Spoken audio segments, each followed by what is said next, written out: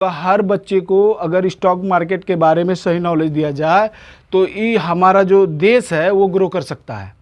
क्योंकि सारा सिस्टम जो है ना कि स्टॉक मार्केट से ही चल रहा है। ये हमें पता नहीं, क्योंकि हमें स्कूल में ये ज्ञान नहीं दिया जाता है, क्योंकि बिजनेस के माध्यम से सब सिस्टम चल रहा है, चाहे रिलायंस हो, TCS हो, विप्रो हो, कोई भी हो। ठीक है, जितना भी, चाहे हम घर में कोई प्रोडक्ट यूज कर रहे हो, कोई भी वस्तु यूज कर रहे हो, कोई ना कोई कंपनी बना रही है और कंपनी में यानी कि हम जो सामान खरीद रहे हैं उसको पैसा दे रहे हैं, सरकार को टैक्स दे रहे हैं, लेकिन हमको उसके बदले में कुछ नहीं मिल रहा है। अगर उसी कंपनी का शेयर हम खरीदते हैं, उसको कुछ समय तक होल्ड रखते हैं और उसको बेचते हैं तो हमें अच्छा खासा मुनाफा होता है।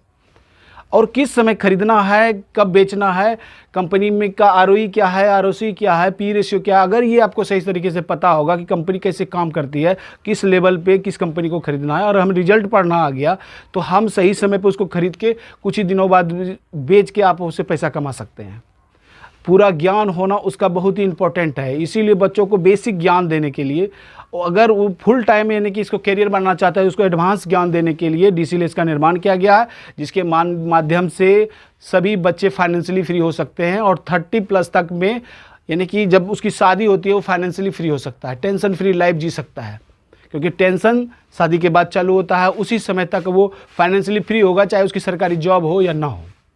इसीलिए हम आपसे गुजारिश करते हैं कि हमारे क्लासेस को आप ज्वाइन कीजिए और इसे समझिए,